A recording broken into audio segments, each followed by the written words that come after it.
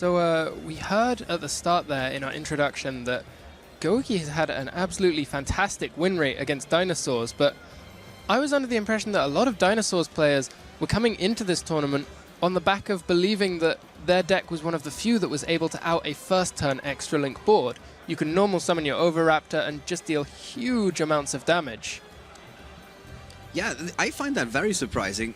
Why would you play that deck when you know what the big decks in the format are, and not have a favorable win rate against them? Or it is that a couple of players just like to play dinosaurs. They might not have tuned or tweaked their deck to beat the other big names, and they are dragging down the win rate, so to speak. Whereas Simon Franke, he's really putting in the work for all the Paleo Dino fans. I think we might be seeing a mixture of effects coming into the play to achieve that win rate. Yeah, as you say, oftentimes the less popular decks will have a mixture of the players who've tested and practiced and tuned their deck to beat the metagame, as well as some players who just don't want to play what they perceive to be as the meta deck, and they'll do anything to do a different deck. In case you guys didn't take down the numbers, the metagame breakdown for the top 16 is 7 Gouki decks, almost 50% of the field. Sky Striker Trickster, 3 of them. Sky Striker without Trickster, 3 of those. Sky Striker Trickster Mech Knight, 1 more. If we put all the variants of Sky Striker together, we're looking at 7 as well. So it might be Gouki versus Sky Striker is actually 7-7. Then we have Dinosaur, 1 player that we have in our feature match, and the one remaining other deck is the hero deck that we had in our last feature match, played or piloted by Michael Forner. We're seeing a real repeat here of the sort of feature matches that we've come across several times already, where both players open with a severely suboptimal hand, and they're having to see what they can do to piece together any sort of play on the back of that. Yeah, it's full of cards that interrupt the opponent but don't really get you ahead, especially in Jake Quincy's hand with that Ash Blossom, the Drawing Lockbird, and an Imperial Order as well. So here we see Paleozoic Olenoides for Simon, taking out that Imperial Order before it's able to do anything. And yes, of course, that gets a bit of an applause from the crowd here. I don't think you guys can pick that up, but they have been surprising, and it seems like there are a couple of fans that want Paleo Dino to move through. Okay, I can hear. So, Scapegoat being resolved there for Simon. And he wasn't forced to activate it early. That's something we should note, because it's one of the things that we see very often. If you are able to force your opponent to the activation of Scapegoat, that's very good for yourself and very detrimental to your opponent. He was able to activate it when he wanted to, and that means we're going to see some Link plays. And what is he going for here? Let's have a look at his extra deck. So the Link options that he has available to him are the Link Spiders we just started to see, Nightmare Monsters. He has Phoenix, Cerberus, and Unicorn, Borreload Dragon, Underclock Taker, Trisbaena, and that's it for the Link options. So he has a lot of Exceed and even Synchro monsters here, but we've seen that earlier too with the other Dino deck, with a Black Rose Dragon wiping the board, for example. And of course, Lagia is a welcome addition to any Dino player. I think most critically here, we have the normal summon of the Oviraptor activating its effect, and then the Chainlink 2 Lost World effect, summoning a token to Jake's side of the field, prevents the response of Ash Blossom in Jake's hand to stop that search or send from the Oviraptor. Because you have to chain it directly to the effect. Yes, it has to be used directly in response, but simultaneous effects going on the chain. Simon is able to choose the order in which they resolve, and Ash Blossom is just stuck in the hand for Jake. I find that really interesting, because we talked about Lost World earlier, and we said Lost World is a good card, but certainly doesn't appear as powerful as a Union Hanger or as a Light Stage. But in like the effects, the way that you can use it to play around cards that are very omnipresent even in the metagame, it just makes it so much better here. Yeah, it's really coming into its own.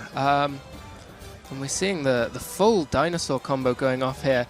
Jake's having to read the effects of Lost World.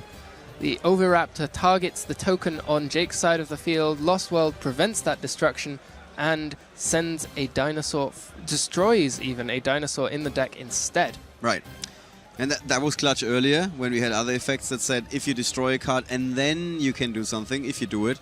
And Lost World prevents that. So again, in that particular metagame, Lost World, really, really strong card. Especially thanks to that element of surprise with opponents forgetting about that second part or even third part. I think it's pretty long card text. Yeah, there are a lot of effects on there. And we mentioned before about how it doesn't fit the typical broken field spell mold of immediately adding a card to hand. But in many ways it does something better in conjunction with Overraptor by effectively allowing you to special summon monsters directly from your deck.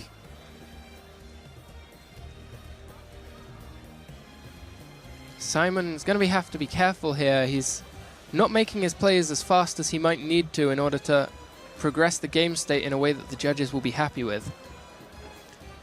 Yeah, and I think we lost the app for a second, but I think I finally figured out what it is. So we can bring it back and make sure that we're not losing it again. So the summon of Evolzar Dolka there will allow Simon to attack over that set monster, sending it to the graveyard without enabling Jake to take a search off the Gouki effect. Yeah, now we're back with the app. Instead, simply returning it to the deck and not even needing to use the effect of the Dolka. Jake cannot help but be frustrated by that card. And I get it. Honestly, I get it. If it's one of those cards you're not familiar with and suddenly it's really bringing you to the brink of defeat, so, stripping you of so many options. Yeah, the Lost World having an effect that limits which cards on the field can be targeted, but I think that will only have an impact on which cards Jake is allowed to target. So that is correct, yeah. Simon here able to use the effect of Unicorn and send that Gouki headbat straight back into the deck. So Jake is biting his lip. That's a somewhat familiar picture, actually. He does it very often when he's in the feature match.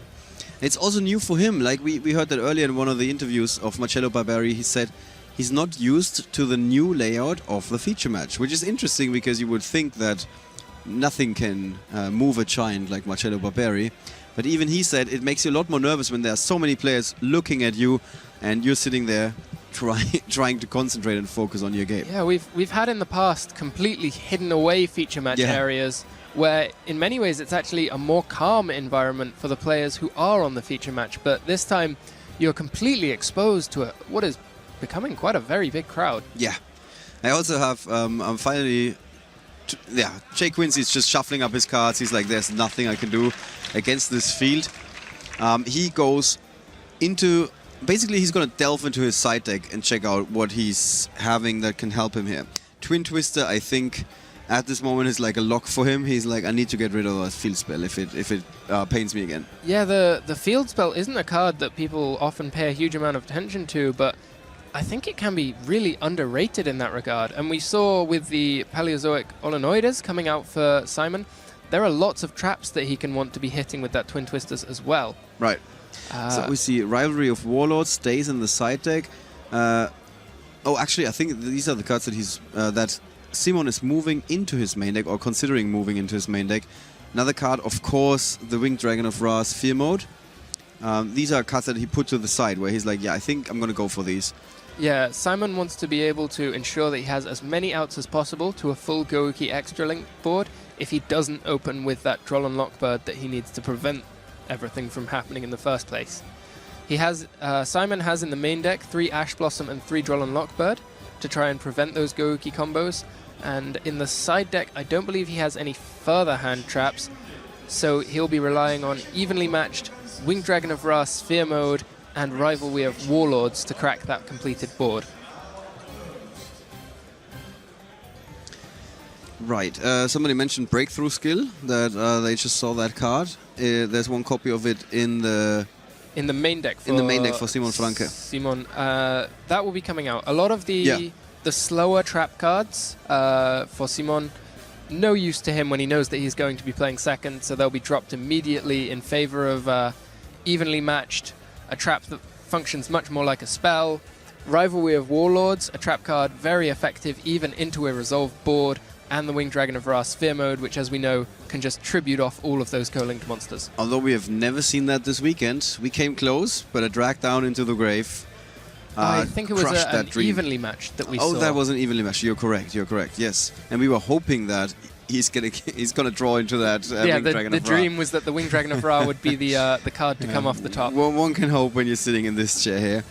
Right, so speaking of drag down, 3 copies of that also present in Jake Quincy's side deck. Those are very likely to be sided in for Jake playing first. He'll want to have any opportunity that he can to get rid of hand traps before they interrupt his plays. All right.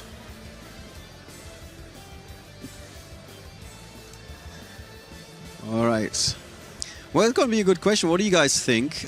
We have a couple of watches today, more than 1,000 in fact. What do you think? Who's going to win this second duel? Shall we just create a little straw poll for you? And we got 30 minutes left. Yeah, the first game didn't really take very long, so the players have got plenty of time to go through their side decks and get ready for this game too. And I think we see, yep, as expected, Jake will be kicking things off. He's got the Neospatian Aqua Dolphin to check for any hand traps at this point. Nothing in hand has a low enough attack for him to hit with that Aqua Dolphin. The Winged Dragon of Ra Sphere Mode, sitting there with a question mark attack in the hand, is not lower than the attack of an Aqua Dolphin, as it is an undefined quantity in hand. Yeah, which for all the hand traps is like, I can pick you. So Jake knows at this point that unless he makes his way into a copy of Drag Down to the Grave, his board can be picked apart as soon as he ends turn. And quite interesting, the majority was actually voting for Simon Franke that he's going to win Duel 2. But I think the more that they see what's happening here with Jake Quincy having this opening, the more players are like, oh, I think Jake might be moving up here. Yeah, it really depends how much value you assign to that Winged Dragon of Ra Sphere Mode in hand for Simon. And yes, we don't see it in our app here for some reason. Gonna bring that up for you guys. We're gonna figure it out.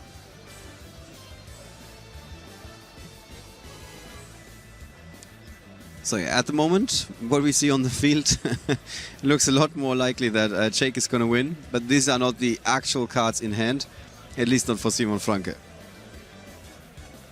I think what we're looking at for Jake at the moment is the hand from the end of the previous game. Yeah. It would make sense. Is he passing play? No. He may not want to put himself in a position where he's at the mercy of that Sphere Mode.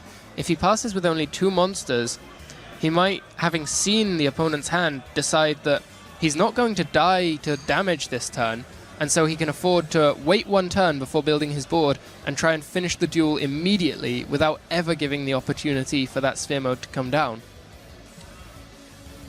Interesting strategy. Let's see if it's gonna play out. I think we now have the correct hand in there for Jake Quincy.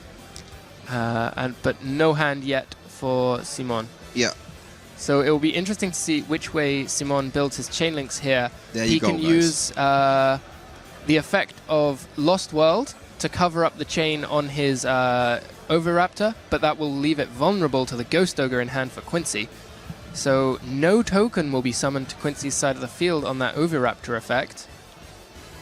Which is good news for him.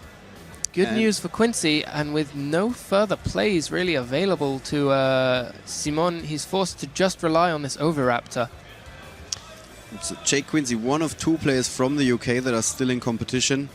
He's been coming close so many times at these large events. He's been a part of the UK scene for a very long time now. He's had a lot of good results. He's been our national champion. I was actually surprised when I heard that his win percentage is 72%. Because I would have thought he's closer to 80, to be honest, because he's had so many decent results at the top competition. But very often, unfortunately, his dream ends in the top cut. But maybe not today. At least in that second game so far, it's not looking too bad for him. I think Simon might have just fallen victim to some of his deck building choices there. He doesn't actually play any copies of Overtex Codeless or Double Evolution Pill, so he wasn't able to construct much of a board at that point. What would you have done differently in the deck building? Well, he's built his deck in a very different way to the standard dinosaur lists that we see a lot of. A lot of dinosaur decks use the ability of Soul Eating Oviraptor to send Overtex Coatless to the grave, adding the double evolution pill to hand, and then from there they're able to banish 2 cards to special summon directly the big dinosaurs, the Ultimate Conductor Tyranno or the Overtex Coatless from the deck. That does, however, even in those situations, rely on access to non-dinosaur monsters. He would have needed to banish the Winged Dragon of Ra Sphere Mode from his hand as a cost if he wanted to activate that effect. Perhaps he feels that just a few tech cards like hand traps aren't enough non-dinosaur monsters to be able to run that engine effectively. And just now we saw that there was a little interruption with the judge translating a card for Jay Quincy, giving him the official card text. That's why Jay Quincy was looking up a little bit. It wasn't that he was asking for support from above. He's trying to find the support in his hand with just 2 cards remaining there, Gouki Headbat and Gouki Octostretch. I think we'll see Jake really trying to make a big push this turn. He knows that he gets 1 battle phase of his full board at maximum power before he has to lose 3 of those pieces to the Winged Dragon of Ra. It's interesting, it is the first time that we see the Winged Dragon of Ra in a hand when it could actually do something and then the player just plays around it. Yeah, that's so unfair. This really harks back to the conversation that we had in the previous round where we mentioned that losing a card in your hand to gain information, perfect information on the contents of your opponent's hand is often a good trade. So Jake discards a card for the effect of Neospatian Aquadolphin and even burns himself in the process for some life point damage, but he doesn't feel like that's a problem right now. He knows that by allowing that to resolve, he gains the full appreciation of the options available to his opponent. He won't play into that copy of Winged Dragon of Ra Sphere Mode. He can just bide his time, wait for the next turn, and then see where he goes from there. Absolutely. Absolutely. It's very hard to disagree with you there. An interesting line of plays, because that might not be something that during playtesting you might come across, where like the usual takeaway is, okay, Neospatian Aquadolphin is sometimes bad, and Jay Quincy thinks quite differently right now about this card when he's like, I think this card might have saved me here, otherwise I would have run head first into that Winged Dragon of Ra. Yeah, even what could be termed as a miss was really a hit. Right. Okay, so Jay Quincy must like his odds. He's now checked the graveyard several times. He's having a short conversation with a judge who might be telling him that he needs to speed up a little bit because you cannot check graveyards 10 times before making a play. And there is no numerical limit, by the way. Don't try and quote me on this. This guy said that you can only check it 9 times. This is not what I was trying to say. All right, and we can tell Jay Quincy picking up the pace here. Yep, I think Jake will feel a little bit more comfortable in this game. He's in the driving seat here. He knows that he gets to have a battle phase this turn, and that if he can push through sufficient damage, he can just end things and go straight to game 3. Yeah, that's what he has to do. Question is, can he do it? He's getting there step by step. So that first piece takes the Soul Eating Oviraptor off the board, removing one of the problems standing in his way to amass enough damage. And Simon Franke has a bit of a question about the card interactions here, or about the effects maybe? I think Simon, considering the activation of one of the cards in his graveyard, I think that's the Survival's End in the graveyard. We can bring up the card text. Yeah, we can bring it up for you. For us, if we bring it up for the other guys, the app might crash again. Destroy as many normal monsters on the field as possible, which is really good against Scapegoat. Yep. And if you do, special summon level 4 or lower dinosaur type monsters from your deck up to the number destroyed, but destroy them during the end phase. You can banish this card from your graveyard and target one dinosaur monster you control, and one card your opponent controls, destroy them. So he knows that he's about to lose his Oviraptor to the effective Unicorn, so he'll just jump in right away, take out the Unicorn, and get it off the board immediately. Yeah. Survival's End, I've seen that at the German National Championship, where a couple of dinosaur players were piloting a similar deck, and if the card was set and the opponent ended with a Scapegoat, they would not push very heavily, wait for the opponent to flip Scapegoat, just then activate Survival's End, and that was always, I win the game. That was completely eye-winning aim. I got like 4 surges with baby Cerosaurus and stuff. Different build, if I'm not mistaken, than this. Similar, at least. There's also baby Cerosaurus, of course. But they got like 4 surges off the survival's end or something. And the other player just lost his scapegoat effectively. Yeah, it's really quite a strong tech in the meta that we see with so much scapegoat being played. With the Sky Striker tokens as well. Yeah. They are also normal monsters. Yeah, that's true. I'm kind of surprised that we didn't see it before in the other Dino deck. But it is also a bit reactionary. Like you're not gonna get anything out of the card if your opponent is not flipping those cards. But then again, everybody's playing 3 copies of Scapegoat these days.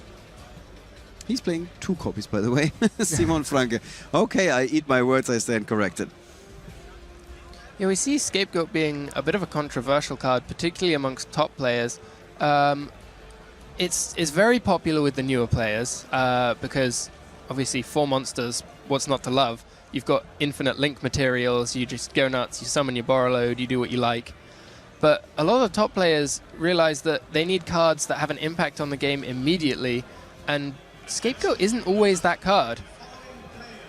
Here we see Simon seen enough of the plays and just goes straight to game 3. He's had enough of this. He's like, if I win on my terms, which means I want to go first.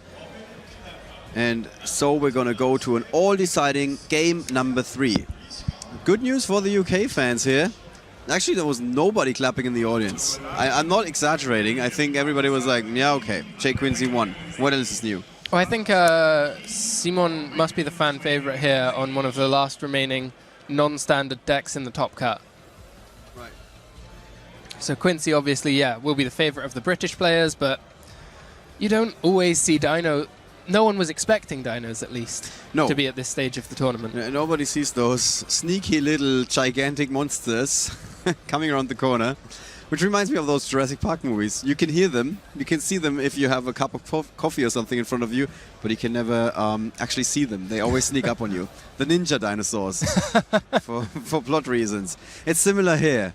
They cannot win in 2-0. They need to have a 3rd game to make it more dramatic. This is what the script dictates for us.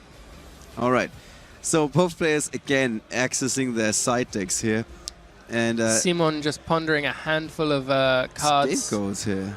Yeah, Scapegoat again, useless playing second as it does nothing until your 4th turn of the match, but can be very strong when playing first. We saw that happen exactly in that way in game 1, where Scapegoat was used to full effect for Simon when he did get to effectively kick off the game. I think it might have even been Jake that won the die roll, but with a hand of nothing, so Simon had the first real turn. It was, it was.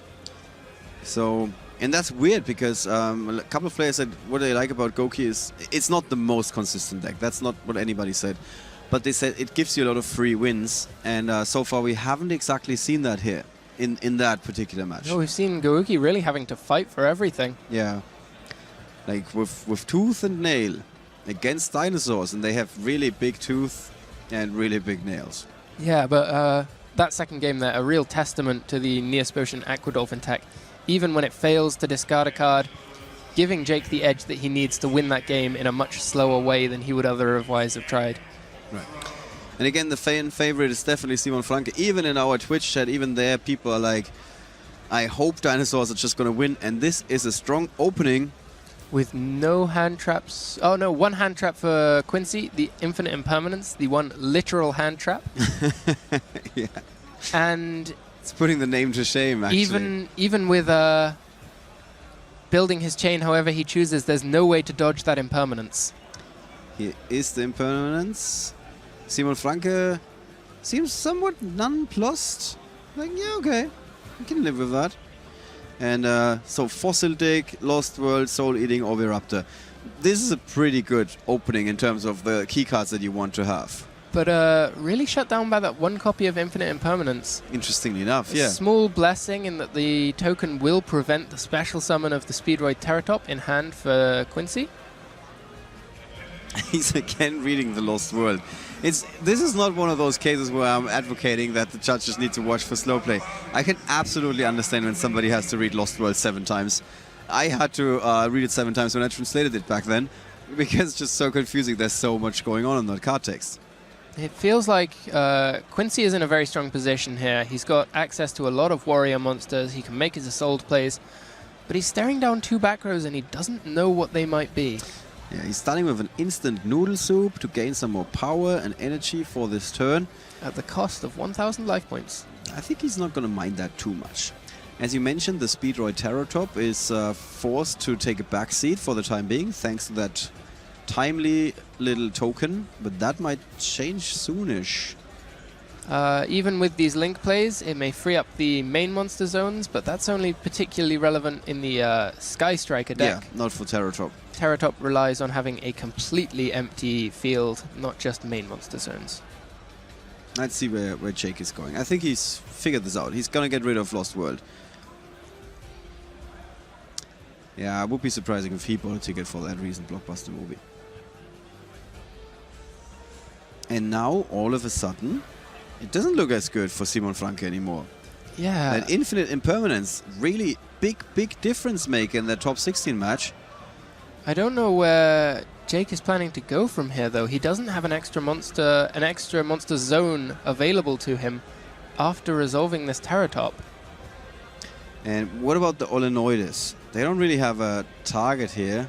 The Olenoides won't be doing a great deal for Simon, and I'm not entirely sure why he chose to keep those in for this matchup. Gouki doesn't tend to set a great deal of back row. We did see the 1 copy of Imperial Order in the main deck for Jake in Game 1, but I'm almost certain that would have been sided out when Jake's playing second.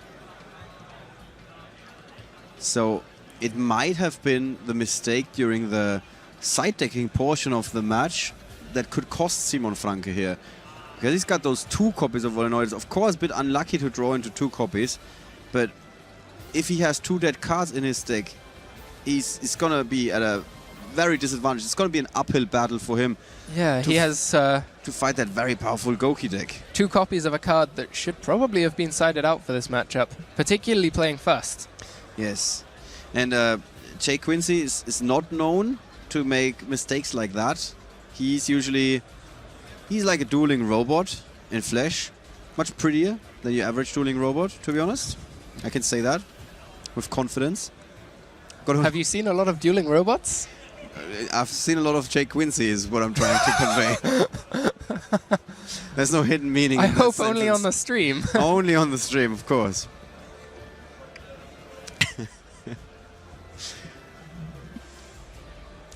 Right. Commentary has taken a break.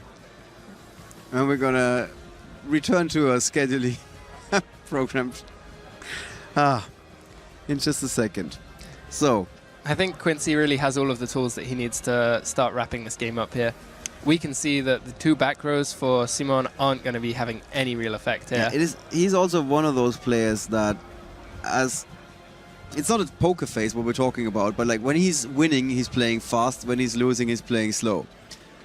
Slower. I'm not saying super slow or anything, but when he is confident that he's got a victory, he suddenly shifts gears and moves a lot quicker. And right now, that is what we are seeing. Jay Quincy could be a Formula 1 driver in this very moment, and he would be winning more pole positions than Lewis Hamilton. I think he might still be in second to Christopher Nielsen. Okay. Yeah, but fortunately it's not an international competition in that way. He only has to beat Simon Franke right now. It's getting a procedural error possibly here, making an illegal link summon into a non-existent extra monster zone, but instead he just puts the assault into the grave and goes direct for the firewall. That's all fine now. Yeah, fixed it. He has some monsters in the grave that he can activate here, get some more searches, and he already...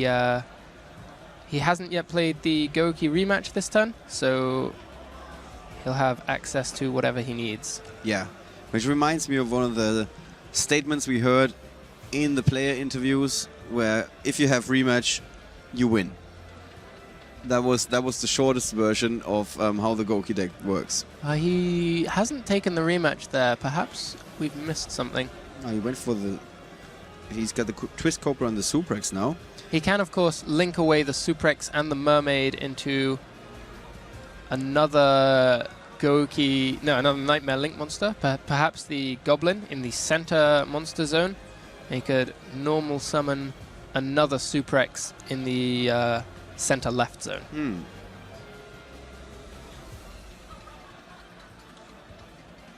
Chat correcting us here, he had used the rematch previously this turn, so the only play left available to him was that Link 2 for the Goblin.